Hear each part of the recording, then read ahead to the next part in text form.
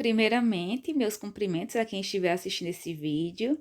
Eu me chamo Ana Márcia Tagine de Oliveira e eu vou falar um pouco sobre o nosso projeto de PIBIC.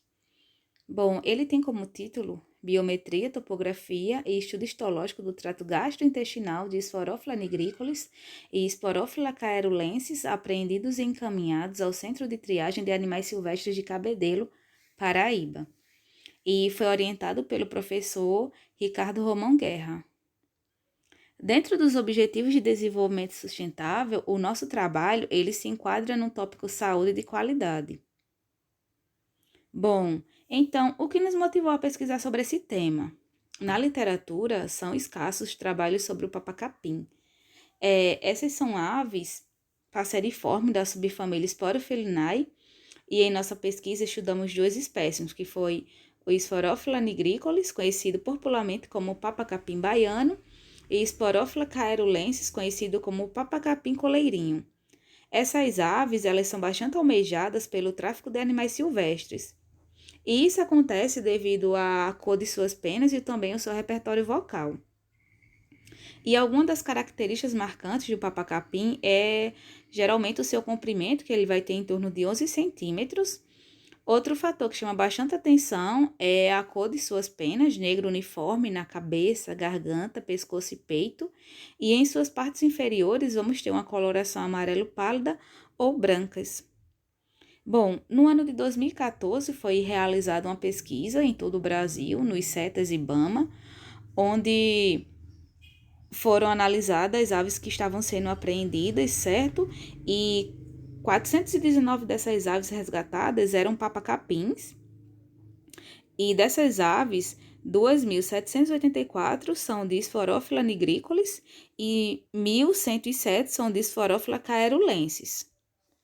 Bom, sobre os nossos objetivos, esse trabalho tem como analisar a morfologia, biometria, topografia e histologia do trato gastrointestinal de duas espécies de papacapim, Sporophila nigricollis e Sporophila caerulensis, que vinham a óbito ao chegarem aos CETAS.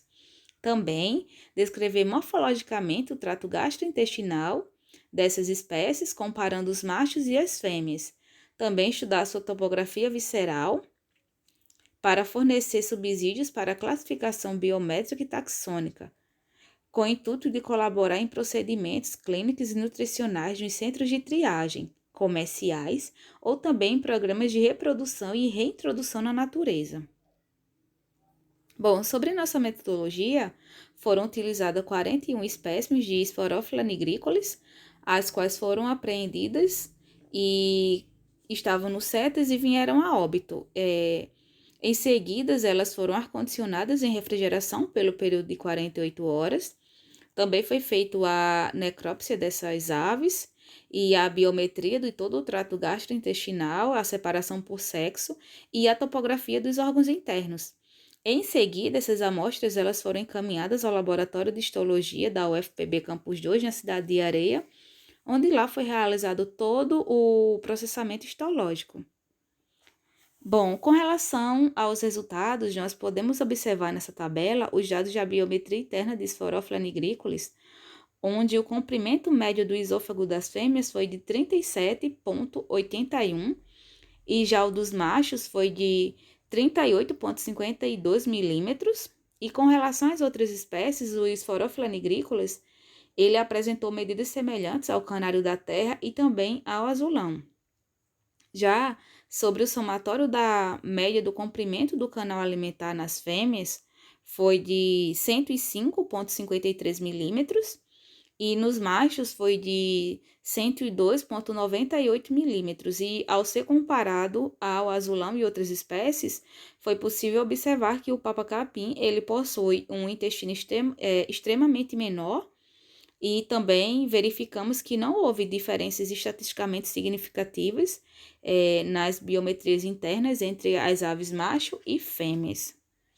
Sobre a nossa histologia realizada, nessa imagem aqui nós podemos observar a língua do Sporophila nigricollis, onde esse órgão vai possuir um epitélio estratificado pavimentoso queratinizado.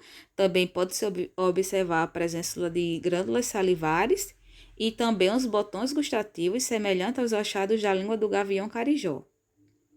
Bom, nessa outra lâmina histológica aqui, nós vamos ter o esôfago, onde podemos observar um epitélio estratificado pavimentoso não queratinizado.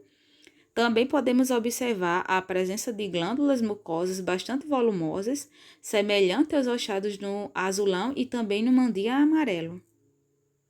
Bom, e por fim, nós concluímos que essa pesquisa, ela possibilitou conhecer um pouco mais sobre o canal alimentar do papa-capim. Foi possível analisar que suas estruturas anatômicas e histológicas são compatíveis com a descrição para outras espécimes. Portanto, é fundamental conhecer a morfologia do canal digestivo para compreender aspectos relacionados à alimentação, principalmente em aves silvestres. Com isso, possibilita entender as diferenças e particularidades morfológicas entre as espécies que chegam ao centro de triagem. Muito obrigada!